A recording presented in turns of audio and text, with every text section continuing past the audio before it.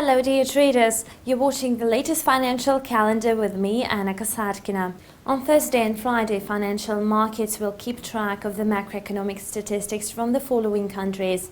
Thus, Chinese government is to release its July consumer inflation data. According to analysts, consumer prices have risen an annualized 2.8%. Note that the indicator picked up 2.7% on a yearly basis in the previous month. In May, inflation rate was 2.1%. Economists said that consumer price index was to come in at 2.5% in June. China's June consumer prices were flat month over month.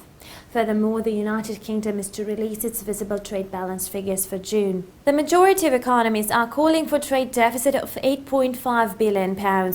In May of 2012, the indicator was also in a negative territory, with the deficit rising to £8.49 billion. It is worth to mention that UK's exports increased by 1.5% in May, while imports rose by 1.3%. Meanwhile, Canada is to unveil its July unemployment rate.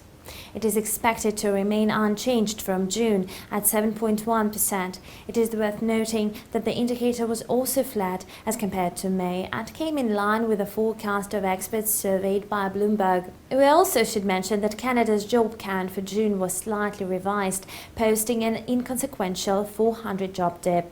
In the meantime, analysts expected a 7,500 decrease. The share of economically active population was unchanged in early summer at 66.7%. This was the calendar of the latest financial news provided to you by InstaForexx. Thank you and goodbye.